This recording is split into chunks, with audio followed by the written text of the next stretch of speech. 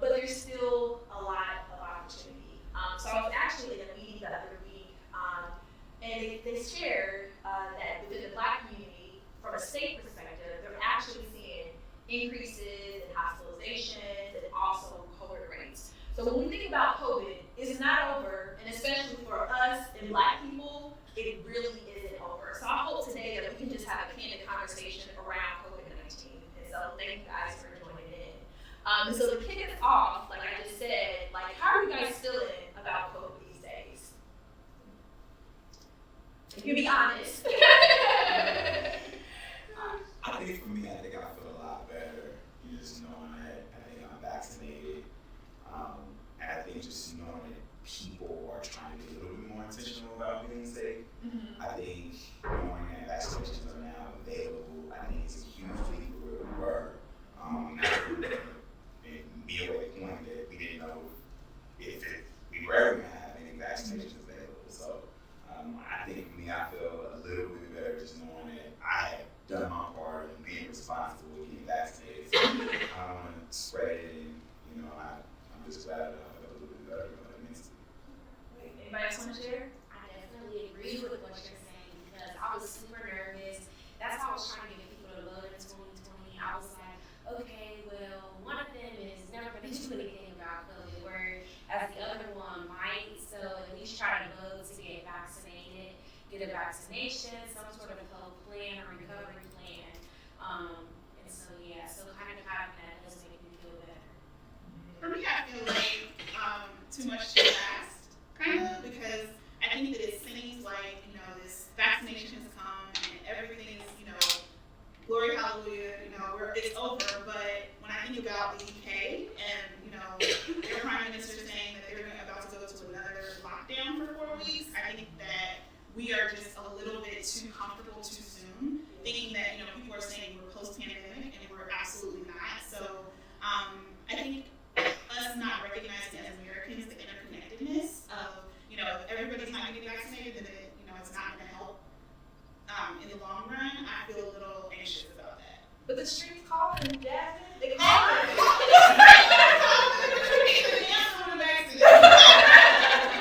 That's what I'm saying. I can't be out and about and I have no vaccine. Exactly. Please, you want to add anything? Go ahead.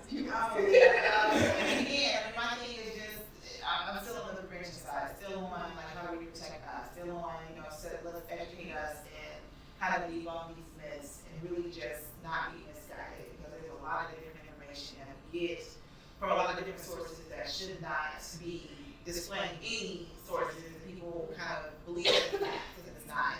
So really just going to the source, having those candid conversations, and really just being honest and open so you get the answers that you need. Thank you guys. And so recently, also, the governor of Ohio, he lifted the mask mandate. So that happened on June 2nd. So anybody listening, I've had friends like, I'm close to the store, people don't have masks. So what happened? I'm like, so the governor lifted the mask mandate. And so, and I talked before, like when we think about vaccines and stuff, I think it's around 25% of Black people within Hamilton County are vaccinated, and even like a little over 10,000 are vaccinated within the city. Like, what are your guys' thoughts around the mask mandate being lifted? And specifically, like, what does this mean for Black people?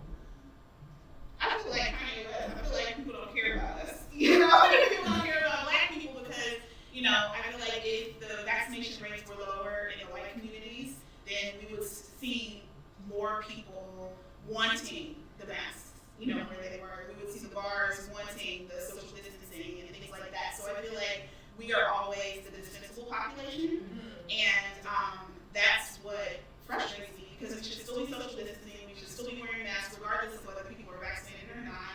And I think that it just shows how important or not important we are to the greater community, and that's really, really sobering.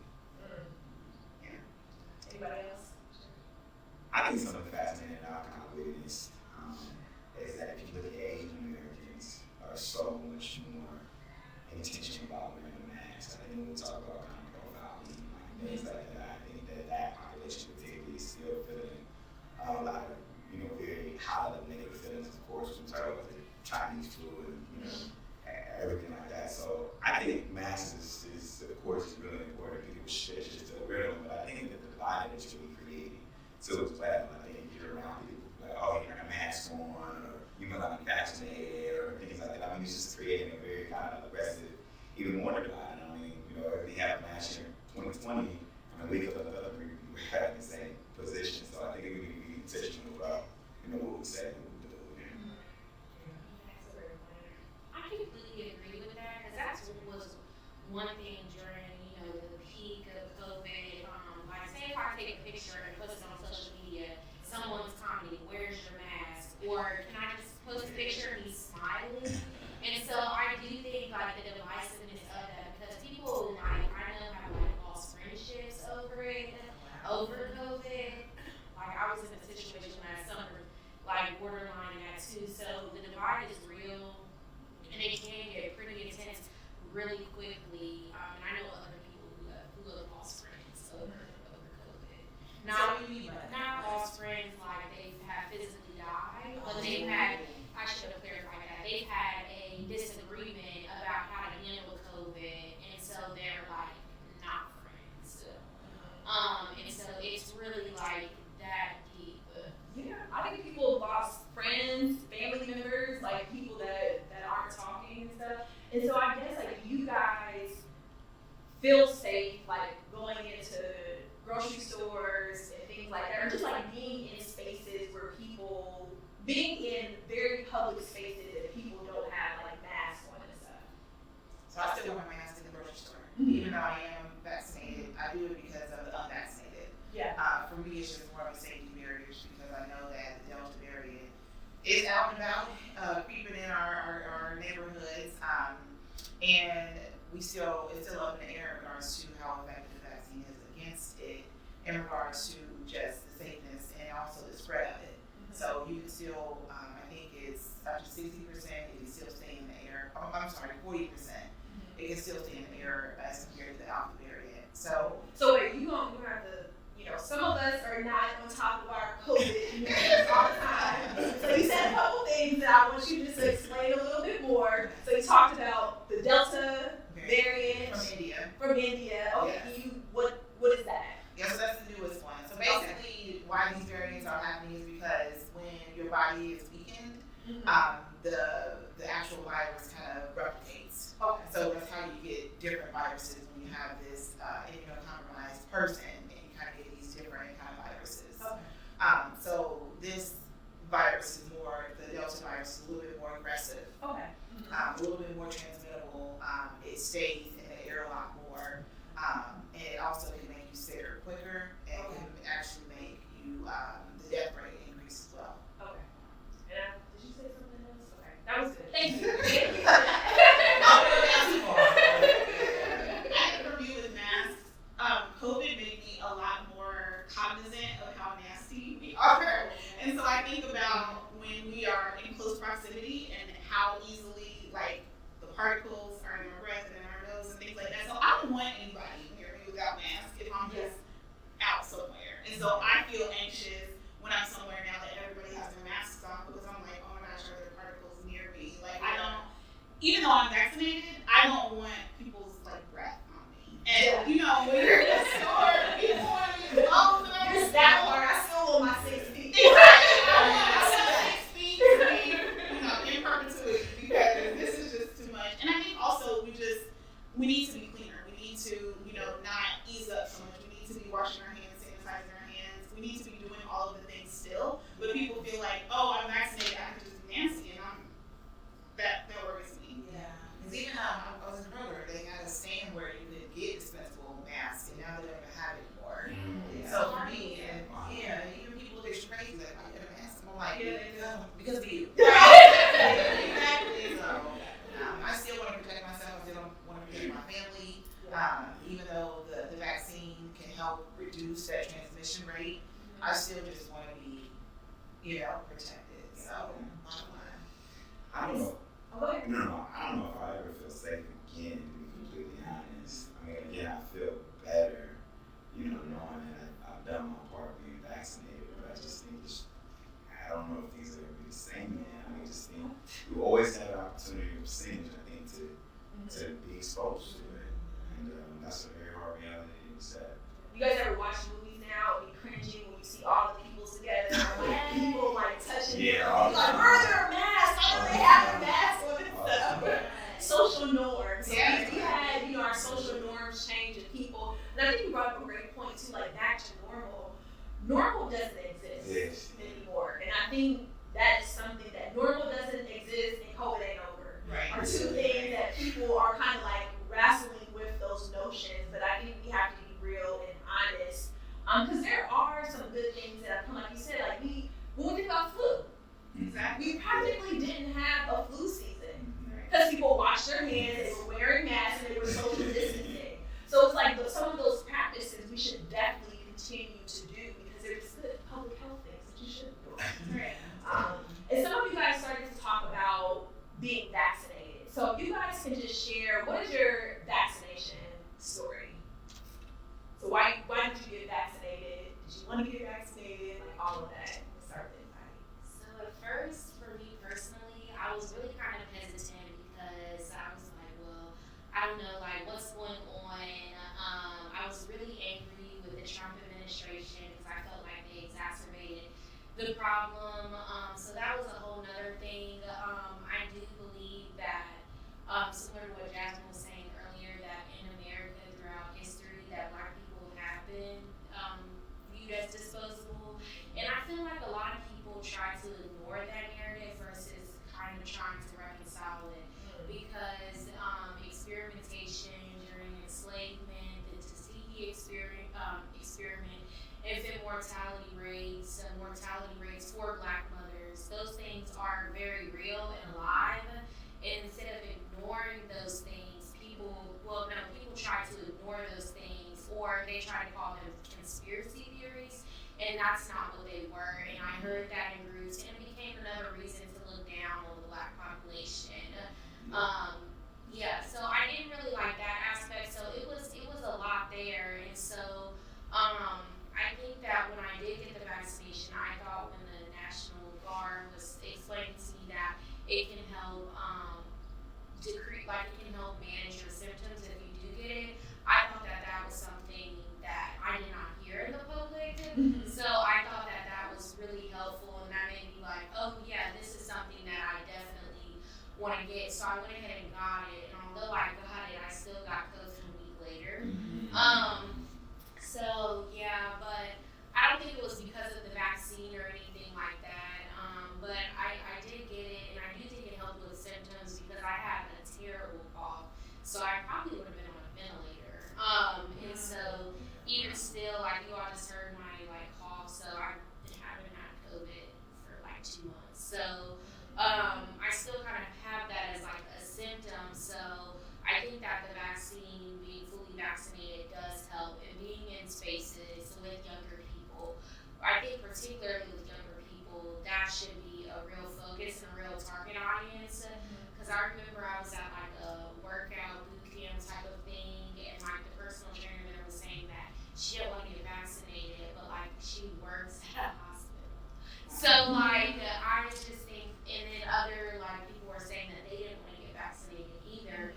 Or a lot of people are saying when they see things like Governor DeWine lifting the mask mandate, they'll think that COVID is over because they're not reporting as much as they were about the impact. So I think the health campaign around COVID could have been better. I see some things, I know Biden wants to do the barbershop salons, but which is all right, but that culture, as I'm sure we know, has drastically changed. I got my hair done, and it wasn't in the salon; it was in a private room. So people aren't doing those things anymore. So you have to continue to think more innovative when it comes to reaching young people. So maybe you want to set up a pop-up shop at a gym or something like that. Yeah. Or work with personal trainers, Black personal trainers across the city to get people vaccinated. So those are just some of my thoughts because I think your story doesn't end when you get the vaccination. I think it's I like that. I think it's really, I think it continues because it's a mindset really. When you walk into the grocery store, are you the person who feels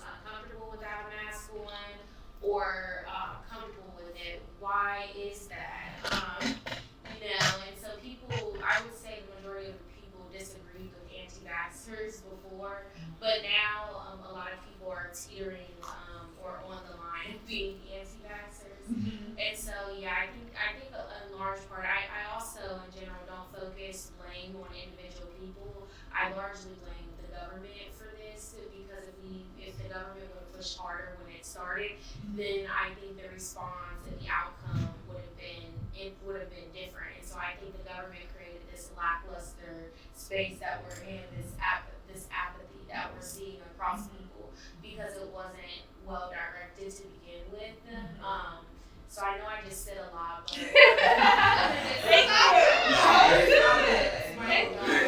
Thank you. And I wrote that down. Your story doesn't end when you get vaccinated. I love that.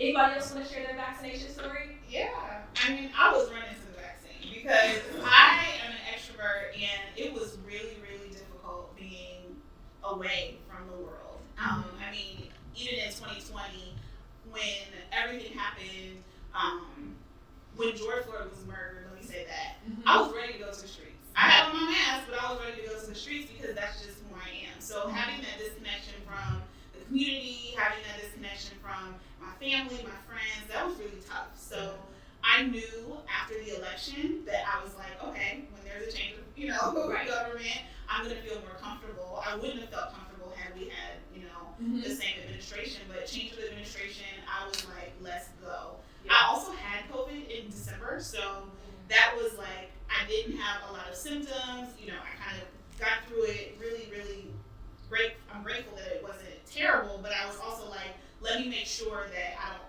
contract this again, let me not pass this to anybody. So I wasn't someone who had hesitancy, but I also understand the hesitancy. And I also recognize that we as a people have a lot of reasons to be hesitant. And so how do we couple that with the idea that so many of us are dying?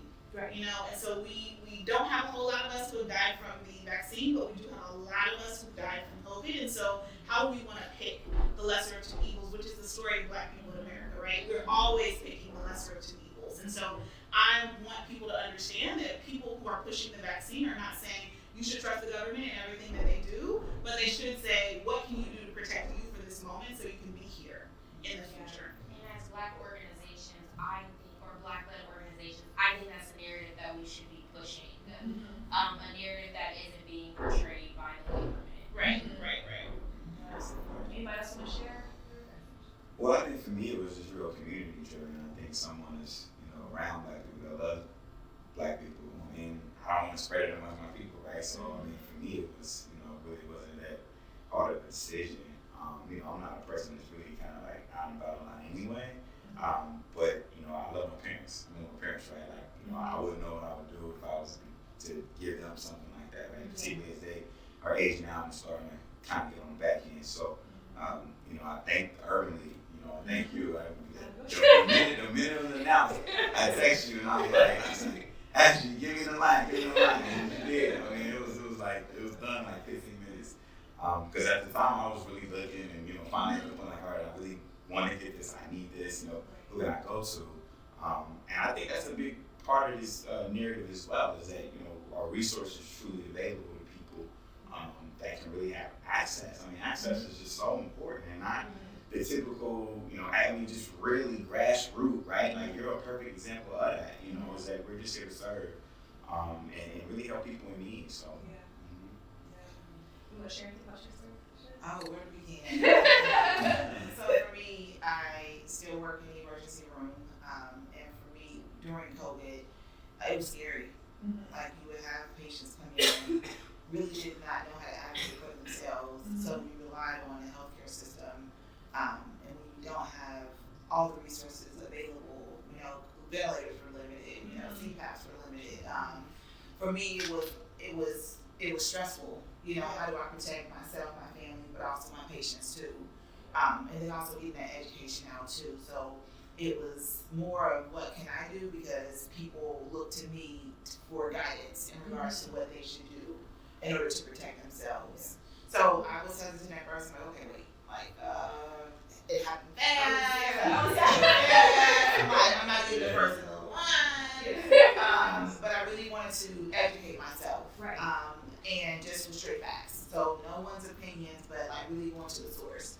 So for me, like I always go back to history. So how the mRNA vaccine, how was it, when was it invented, who created it, coronavirus, how many, actual variants is it, when did it first, come on in regards to like the history of it. So all of that made more sense to me in regards to, okay, how do we get here, right? Why are we here now? And then also, again, I don't want to spread this to my family. So we had 8 family members in my family that were positive for COVID. 3 were ill, and 1 I had to send to the hospital.